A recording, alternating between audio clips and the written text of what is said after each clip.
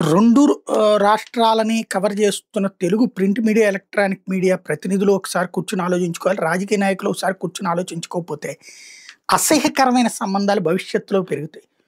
ఎవడో ఏదో తప్పు చేస్తే వాడికి ఎవడో బంధువయ్యాడు, వాడికి దూరపు బంధువు లేకపోతే సానుభూతి పరుడు అన్నటువంటి పాయింట్ మీద కూడా దరిద్రపు వార్తలు రాస్తున్నాం. అంటే ఎవడి మీద ఏమైనా రాసేయచ్చు అనేటటువంటి ఒక నీచమైనటువంటి స్థితికి దిగజారిపోతున్నటువంటి జర్నలిజానికి ఆంధ్రానే ప్రధాన సాక్ష్యం అవుతుంది.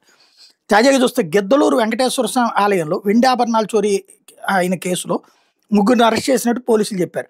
ఈ కేసులో నిందితులంతా గుంటూరు జిల్లాలోని టీడీపీ ఎమ్మెల్యే ముఖ్య అనుచరుడి బంధువులే కావడం గమనార్హం. గిద్దలూరులోని రాచర్ల రోడ్లోని శ్రీ వెంకటేశ్వర స్వామి ఆలయంలో గత నెలలో వెండి ఆభరణాలు చోరీ అయ్యాయి. ఆలయ పూజారులు ఇచ్చిన ఫిర్యాదు మేరకు పోలీసులు కేసు నమోదు చేసి దర్యాప్తు చేశారు. గుంటూరు జిల్లా అంకిరెడ్డిపల్లి గ్రామానికి చెందిన వడ్లమాన శివారెడ్డితో పాటు అతడికి సహకరించిన పొన్నూరుకి చెందిన జట్టిబోయిన ప్రవీణ్, జట్టిబోయిన ప్రదీప్లను అరెస్ట్ చేసినట్టు మార్కాపురం డీఎస్పీ నాగరాజ్ శనివారం చెప్పారు. నిందితుల నుంచి 8 కిలోల వెండి ఆభరణాలు, కరిగించిన వెండి ముద్దలు, 3 సెల్ ఫోన్లు, బైకు, 1500 గ్రాముల గంజాయిని స్వాధీనం చేసుకున్నారు. గత నెల 23 శివారెడ్డి ఆలయంలో ప్రవేశించి స్వామివారి శంకు చక్రాలు, హస్తాలు, కిరీటం, 10 కిలోల స్వామివారి వెండి ఆభరణాలు అపహరించాడు. వాటి పొన్నూరులోని ప్రదీప్, ప్రవీణ్ సాయంతో కొన్ని వెండి ఆభరణాలు కరిగించాడు.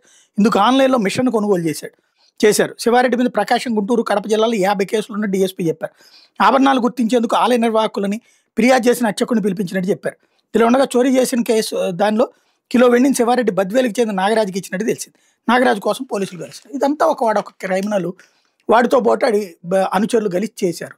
దాన్ని తీసుకొచ్చి తెలుగుదేశం వాడికి దూరపు చుట్టం ఉంటాడు తెలుగుదేశానికి అని ఎందుకు ఈ దిక్కుమాలిన వార్తలు రాసుకురావడం? ఈనాడు జ్యోతి వైసీపీ వాళ్ళని ప్రతి దాంట్లో లాగే ప్రయత్నం చేస్తున్నారు, వీళ్ళు తెలుగుదేశాన్ని అట్లా లాగే ప్రయత్నం చేస్తున్నారు. దీనివల్ల ఏమైనా ప్రయోజనం ఉందా? దీంట్లో ఆ పార్టీ నాయకుడికి ఏమైనా సంబంధం ఉందా? తెలుగుదేశం నాయకుడికి ఏమైనా హస్తం ఉందా? ఎందుకు ఇట్లాంటి వార్తలు రాస్తున్నాం ఆలోచించుకోవాల్సింది.